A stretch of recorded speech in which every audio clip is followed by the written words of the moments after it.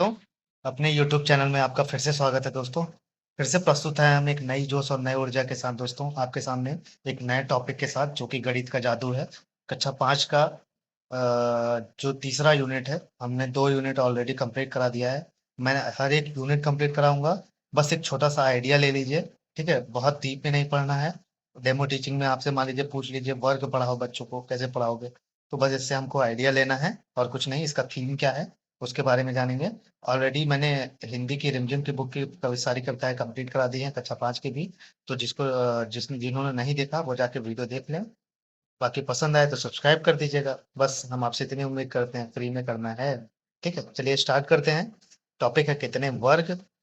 बिंदुओं से बनाए गए वर्ग की एक भुजा को मापो। ऐसे 12 वर्गों की मदद से अलग अलग तरह की ऐसी जितनी भी आयत बन सके बनाओ। तो बच्चों का मान लीजिए आप वर्ग का बनाने के लिए ब्लैक बोर्ड है, ब्लैक बोर्ड पे छोटा छोटा बिंदी कर दीजिए। ठीक है, ऐसे ही बच्चों से मिलान करवाइए। ठीक, यहाँ एक है। ठीक, ये लोग बच्चों ने काट के दिखा, यहाँ एक है।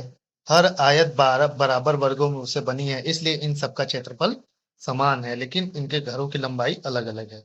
घरों की कुल लंबाई को परिमाप कहते हैं। यहाँ देखिए बच्चों को परिमाप का भी कॉन्सेप्ट आपने बता दिया उसी के सहायता से। ठीक, पूरा ब्लैक बोर्ड का वो बता देते आप परिमाप है। ठीक, किस आयत का परिमाप सबसे लंबा है, किस आयत का परिमाप सबसे, देखिए यहाँ यही लाइन टीचर के लिए दी है। ठीक है, ये बिल्कुल बच्चों को क्षेत्रफल की परिभाषा याद करने पर बल ना देकर, देखिए परिभाषा नहीं रटने पर जोर देना है। ठीक है, उचित उदाहरणों के माध्यम से उनमें क्षेत्रफल का मूल भाव विकसित किया जाना चाहिए। कक्षा के अंदर उन्हें क्षेत्रफल की दृष्टि से अलग अलग वस्तुओं में तुलना करने का अवसर उपलब्ध करवाएं और अंदाजा लगवाएं कि कौन सी चीज बड़ी है।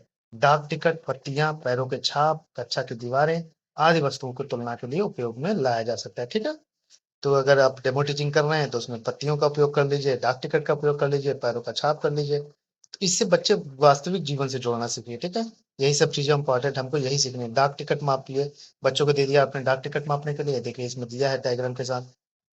ठीक, डाक टिकट डी के 12 वर्गों को ढक रहा है। हर वर्ग का किनारा 1 सेंटीमीटर है, इसलिए डाक टिकट डी का क्षेत्रफल 12 वर्ग सेंटीमीटर है। ठीक,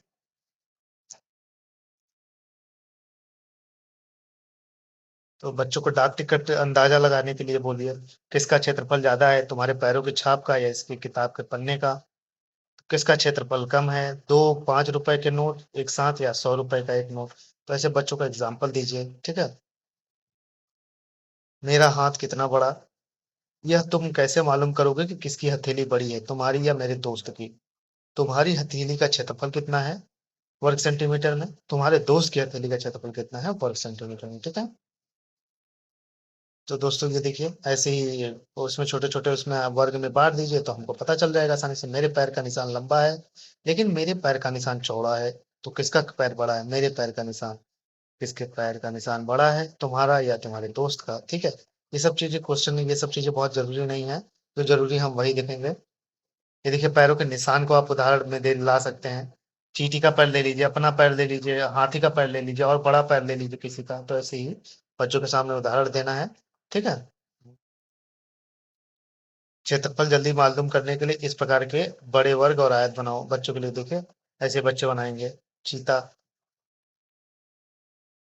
देखिए यहाँ पर बच्चों को हर एक वर्ग नहीं गिनना चाहिए। उन्हें पैरों के निशान का क्षेत्रफल जानने के लिए उनमें बड़े से बड़ा वर्ग व आयत पहचानने और फिर असामान्य कार्यों के लिए छोटे वर्गों को गिनने के लिए प्रेरित करें। पहले एकदम बड़ा सी आयत बनवा दें, ठीक है बच्चों को। फिर उसके बाद ही छोटे छोटे वर्गों को गिनने के लिए प्रेरित करें। ठीक है, हालांकि आयत का क्षेत्रफल अध्याय 11 में पढ़ाया जाएगा, लेकिन कुछ बच्चे अपने आप मालूम कर लेंगे कि वे क्षेत्रफल गुणा करके जल्दी से निकाल सकते हैं। ठीक है, मुझ में कितना वर्ग। ठीक है, ये सब चीजें डायग्राम के माध्यम से दी गई हैं। इस अभ्यास से अपेक्षा है कि बच्चे आकृति का क्षेत्रफल ज्ञात करने के लिए उसकी ज्यामिति सममिति को ओर ध्यान दें। इसके लिए बच्चों को अपने तरीके खुद खोजने व उपयोग करने के लिए प्रेरित करें। इन उदाहरणों में सन्निकटन का उपयोग करने की आवश्यकता नहीं है। ठीक है, त्रिभुज, इस आयत में बनाए गए दोनों बड़े त्रिभुजों का क्षेत्रफल बराबर है, लेकिन ये तो बिल्कुल अलग दिखते हैं। समीना अधिक से अधिक कहता है। नीला त्रिभुज बड़ी आयत का है, देखिए आधा है। बड़ी आयत का क्षेत्रफल 20 वर्ग सेंटीमीटर है, इसलिए नीले त्रिभुज का क्षेत्रफल कितना सेंटीमीटर है, वर्ग सेंटीमीटर। लेकिन लाल त्रिभुज का क्षेत्रफल ओह! इसमें तो 2 अलग-अलग आयतों के 2 आधे हैं। अब तुम सादिक द्वारा बताए गए 2 आयतों का क्षेत्रफल पता करो। लाल त्रिभुज का क्षेत्रफल कितना है? समझाओ, ठीक है? हाँ, तुम ठीक कह रहे हो और तुम्हें पता है तुम ऐसे अनेक त्रिभुज जिनका क्षेत्रफल 10 वर्ग सेंटीमीटर हो, इसे आयत में बना सकते हो। कोशिश करके देखो, ठीक है? बच्चों के अपने आसपास की चीजें, पतंग और ये सब चीजें कहने के लिए मतलब कहेंगे कि ऐसी आकृति आसपास ढूंढो कि जो आपसे त्रिभुज से मिलता हो, ठीक है? बच्चों को देखिए, ये बच्चों को प्रेरित करें कि वे दिए गए क्षेत्र को ढकने के लिए सीधा रेखाएं अथवा वक्र रेखाएं के माध्यम से विभिन्न आकृतियां बनाएं। देखिए ऐसे, ठीक है? पहले सीधी आकृति बनवाएं, अपने आप बना लेंगे। इस अभ्यास को एक बड़े वर्गाकृत कागज के टुकड़े पर भी करवाया जा सकता है। उसे कहें कि वे जितनी चाहे आकृतियां बनाएं और छोटी बड़ी आकृतियों के क्षेत्रफल व परिमाप का अनुमान लगाएं। यहाँ भी पता लगाएं कि सबसे छोटी या सबसे बड़ा परिमाप किस आकृति का है। अपने अनुमान की आकृतियों के माप द्वारा चेक भी करें। वक्र रेखाओं की लंबाई मापने के लिए धागे का प्रयोग किया जा सकता है, ठीक है? धागे का प्रयोग कर सकते हैं आप। ये देखिए, ऐसे ही बच्चों को डायग्राम के 5 वर्गों की पहेली, ये सब के माध्यम से हम बच्चों को सिखा सकते हैं, ठीक है? बहुत आसानी से। उनसे वो जो वास्तविक जो उनके रियल लाइफ एग्जांपल है उन्हीं को दीजिएगा। इसमें हमको वही सब चीजें देखनी है कि डायग्राम के माध्यम से फिर वही चीजें सिखाने की कोशिश की गई है। ठीक है, कैरम बोर्ड के माध्यम से सिखाने की कोशिश की गई है परिमाप, और वो अपनी टाइल स्वयं बनाए। बच्चों की इस पहेली को 5 वर्गों के साथ घर पर करने को कहें। इस अध्याय को 6 वर्गों के साथ भी किया जा सकता है, जहां पर 35 अलग अलग आकृतियां बनाई जा सकती हैं।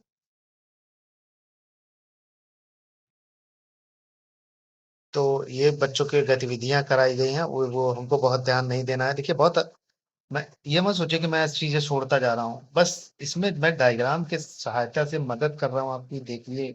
हाँ, ऐसे हम एग्जांपल दे सकते हैं, ऐसे परिमाप को समझाएंगे बच्चों को, ठीक है? नहीं तो आपको अचानक से देंगे तो आपके दिमाग में कॉन्सेप्ट ही नहीं आएगा। तो इसमें देख रहे हैं कैसे कैसे सिखाया गया है, तो यही सब चीजें देख के और सुन के सीखिए, ठीक है?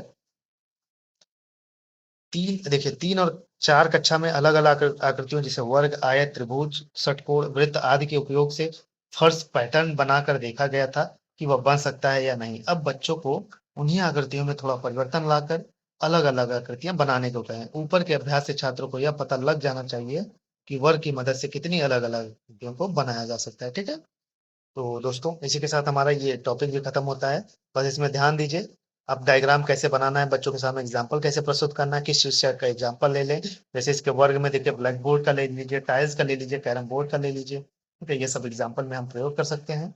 और उसका देखिए, ये टाइल्स के यहाँ कैरम बोर्ड का लिया है ना, ऐसे ही हमको उपयोग करना है, ठीक है? तो बहुत ज्यादा डीप में नहीं जाना है, हमको बस कॉन्सेप्ट समझना है, कैसे समझाना है बच्चों को, क्या एग्जाम्पल देना है, पिक्चराइजेशन के थ्रू कैसे समझाना है, ठीक है? इसी की मदद से हम उनके सामने चीजें प्रस्तुत करेंगे। तो धन्यवाद दोस्तों, फिर मिलेंगे हम आपके साथ एक नई वीडियो, एक नए जोश और नई ऊर्जा के साथ। ऐसे ही आप देखते रहिए, आपका प्यार मिल रहा है और मैं कॉन्स्टेंटली आपके लिए वीडियो बनाता रहूंगा लगातार। ऐसे ही नए नए कंटेंट लाता रहूंगा आपके लिए। फिर मिलेंगे दोस्तों, जय श्री कृष्ण।